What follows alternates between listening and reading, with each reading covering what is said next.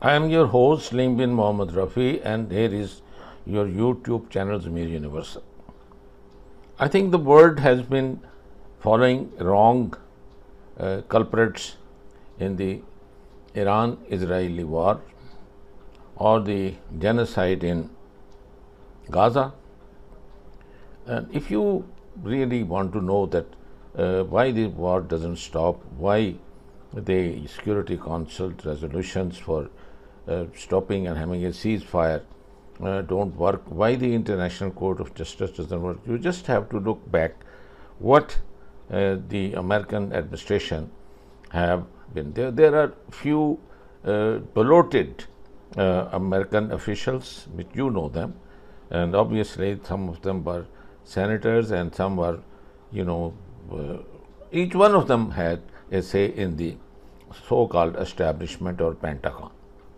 When most of the people, the big bears, they control the defense industry shares, and they look after their future, that what they are going to do after they leave White House, and they have completed their term and they have made a mess in the whole world and displaced millions of people as refugees and destroyed the countries back to Stone Age. Then you will know that the ugly faces of people like Dick Cheney and even this black African Austin. Then I think you will have a long list of people which you should blame. It isn't just the epic, it isn't just the Jews. This whole thing smells foul. And unless you get rid of them, unless like Bangladesh, and unless you have a revolution in the United States of America now, it is incorrigible and it cannot be corrected, and the world wars can't be stopped.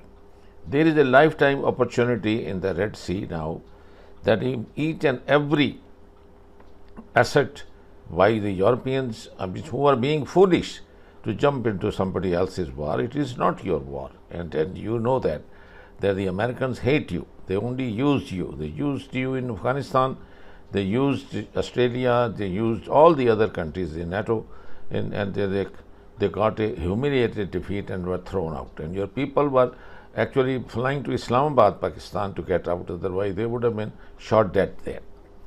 He did the same thing in his when he got money to attack Iraq. He got billions of dollars from Saudi Arabia, from Kuwait, and all the Muslim countries to destroy a Muslim country. So you see, the ugly face of the United States of America is, unless this empire is completely destroyed and disintegrated and all the assets, unfortunately, the people who will have the brunt of the whole destruction is going to be the Europeans, which is easy target, and they have reached there, as they have taken up the bait, and like a stupid fish, and they are there in the Red Sea, very close to where all the Russian missiles and drones can just destroy them. And then obviously the United States assets will be all destroyed. They are there. They're close to their target. They don't have to travel 9,000 miles to go and look where they are. No, they just got there. So they went there in front of the hyenas to go come and eat us. So that's what's going to happen, and that's what look at the clippings I'm putting for you as a proof, and then you decide for yourself whether there ever be a ceasefire or whether there ever be a peace in the world. So you see what's happening in Ukraine, and if you remember this siege of Leningrad, then you know that how the German soldiers had to eat rats and lizards to survive, because all the logistics to get food and water to them was just impossible. They froze in the deep, snow of outskirts of Leningrad. So this is what you are going to do to the Ukrainians, and in fact it's your soldiers. It's the American boots, it's the European boots, it's the French boots, it's the all people, you dragged them into it. So if they had any sense, any grey matter, the Europeans will spit on the United States of America and they get out of them. They get out all their assets, because it is not your war. Look at your own economy. They made you shut the gas you were getting from Russia.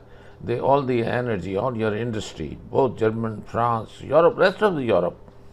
So who is the gainer here? The United States. And see what corruption in the Pentagon, who starts the war and who drags you in, and that's what they are doing to you. When there is a civil war inside the Israel, the Zionist state, and their own people are saying that there cannot be any victory with fighting on 5 different fronts, and they're comparing it with Hitler, who opened up different fronts and lost and then committed suicide. Then it's obviously the fate of Netanyahu, and along with them, Joe Biden and all his supporters is going to be the same. How much do you think the Air Force pays for this bag of bushings? I don't know, Congressman. $90,000. That's your price for a handful of cheap insulator joints when you're a supplier to the world's largest defense spender. Crazy profit margin, isn't it? But there's more. How about a $600 hammer? Or a $7,000 coffee maker? How about $10,000 toilet seats that can't pass an accounting smell test? Wasteful spending by the Pentagon is nothing new, but it is Africa that gets all the bad press for corruption. Corruption indices tend to focus on how much Africans are stealing, but shouldn't the spotlight be on how American taxpayers are getting robbed by galactic levels of military expenditure and the few people laughing all the way to the bank? Take Dick Cheney, for example. As Secretary of Defense under George Bush Sr., Cheney steered millions of dollars in government business to Brown and Root Services, a private military contractor. After leaving office, he became CEO of Halliburton, which just happens to own Brown and Root Services, which became Kellogg, Brown and Root, and is now known as KBR. Halliburton's turnover rose 80% thanks to the illegal war in Iraq, and being a major shareholder, Cheney's fat payout was in the millions of dollars. Current Secretary of Defense Lloyd Austin served on the board of Raytheon, the world's second largest weapons maker, before joining the US government. Austin has awarded over $30 billion in contracts to Raytheon since his confirmation in January 2021, and the company's profits have been rising since the war in Ukraine began, partly due to Austin's connections. Not to mention the demand for all the bombs being dropped on Yemen, Gaza, and other defenseless countries around the world. That's quite a profitable revolving door between the Pentagon and military contractors. War is a racket, they say, and there's no better proof than America's bloated military budget. For Israel, part of a larger aid package approved earlier this year by Congress. Now, this report from Jenny Hill contains images that you may find distressing. Anguish, bewilderment. Israel struck before dawn, shattering the sanctity of morning prayer. Thousands of displaced civilians were sheltering here, a place of refuge, suddenly a scene of carnage. There isn't any safe place, this woman cries. No place is safe. Where is the world, he asks. Why does it stay silent in the face of these crimes? How many times have Gaza's ravaged walls echoed to the sound of a mother's grief? Says 3 of her sons were killed. I'm 80, she sobs. The US Vice President and Democratic presidential candidate Kamala Harris has added her voice to international condemnation of the loss of civilian life in Saturday's deadly Israeli airstrike on a school compound in Gaza. Around 1,000 displaced Palestinians had been sheltering in the building at the time of the dawn strike. The Israeli military insists that it used precision missiles to target what it claims was a Hamas command center in the compound. Now, the director of a local hospital said that the facility had received 70 bodies and the remains of at least 10 more people. Israel disputes those figures. Well, this is what Ms. Harris said on the campaign trail. Take a listen. You know, yet again, there are far too many civilians who have been killed. I mean, Israel has a right to go after the terrorists that are Hamas. But as I have said many, many times, they also have, I believe, an important responsibility to avoid civilian casualties. Israel, however, continued shelling some parts of Rafah, Khan Yunis, and asked lots of parts in eastern Khan Yunis to evacuate. We're expecting more strike in the coming hours. This is what's happening normally when they ask people to evacuate. Hamas denied completely that there were fighters of them in the compound or in the prayer area. Israel issued a statement named 20 people or so who are Israel saying they are belong to Hamas and they were in the compound. Hamas said these fighters were killed previously in previous occasion, and there are clear instructions for their fighters not to mix with the civilians, and even if there were fighters in this area, they wouldn't be praying with the people in the school.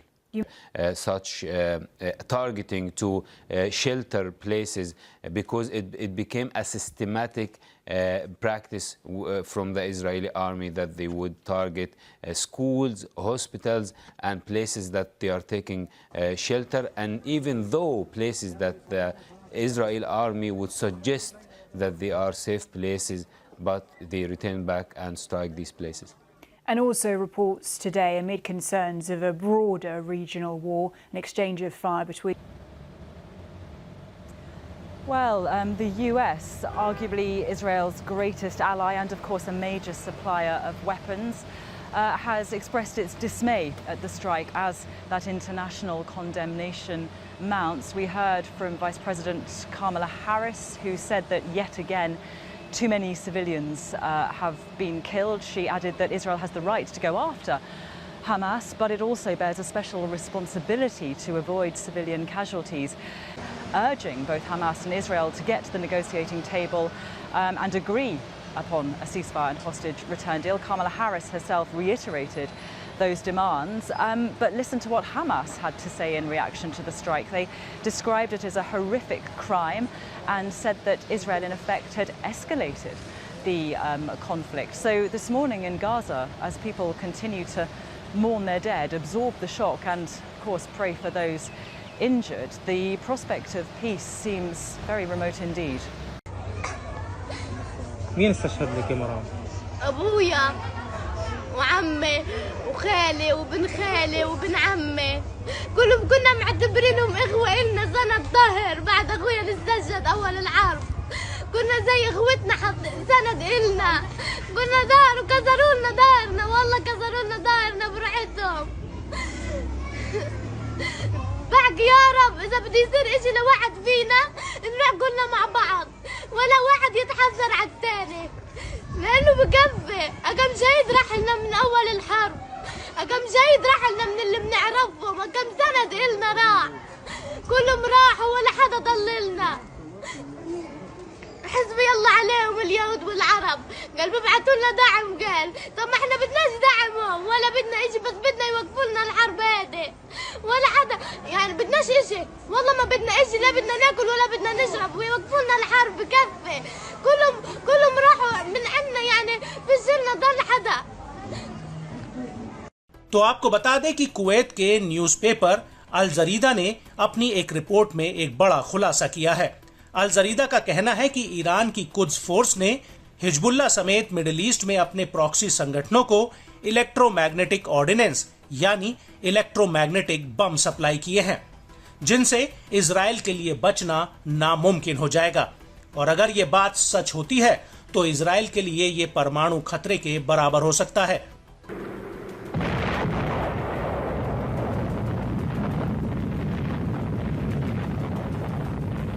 लेकिन सवाल ये उठता है कि आखिर electromagnetic ordinance या बम होते क्या हैं? तो आपको बता दें कि ये एक ऐसा हथियार या विस्फोटक है जो इजराइल के संचार तंत्र और रेडार को बंद कर सकता है।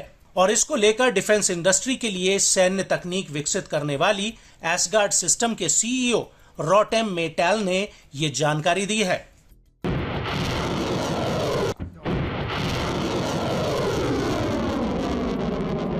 और इस इलेक्ट्रॉनिक ऑर्डिनेंस को लेकर रोटेम ने अल जरीदा से कहा कि कल्पना करें कि जिस इमारत में आप रहते हैं उसमें बिजली गिरती है। बिजली की छड़ या एंटीना पर नहीं, बल्कि पूरी इमारत पर, जिससे सभी बिजली के पैनल, वाटर हीटर, पानी और बिजली के सिस्टम, घरेलू उपकरण, कंप्यूटर, टेलीविजन सिस्टम और यहां तक कि जीवन रक्षक मेडिकल प्रणाली भी काम करना बंद कर देती है। ये बिजली की कटौती की तरह है, लेकिन इस मामले में सिस्टम अंदर से भी जल सकते हैं, जैसे कि बिजली का शॉर्ट सर्किट होता है।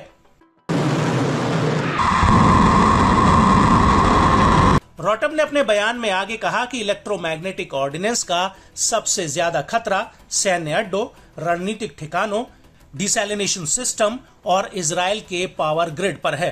हालांकि ये ठीक ठाक कहना असंभव है क्योंकि इतिहास में अभी तक ऐसे हथियार का इस्तेमाल नहीं हुआ है। और इस The people in Majd al-Shams in occupied Golan Heights. Does anybody know before they go and carry the Israeli claim? These are not Israeli kids. These are Syrian people who denied Israeli papers, who are paying for it right now. They are lost and stranded in the middle of nowhere.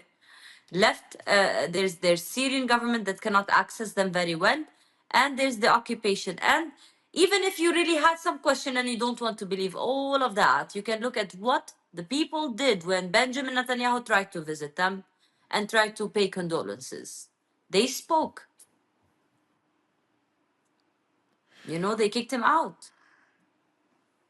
They did indeed, and also Basil Smotrich, so it does say a lot. And certainly, we really appreciate the opportunity, Gadi, for you to join us here and help us sort through all of this. I know you're very busy, so thank you for giving us some of your time here on the Freedom Side. Thank you for having me, guys.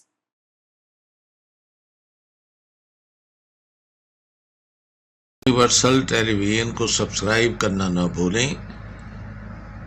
उसके बाद bell button पे click करें और अपने comments के section में अपने कीमती जो ख्यालात का इजहार ज़रूर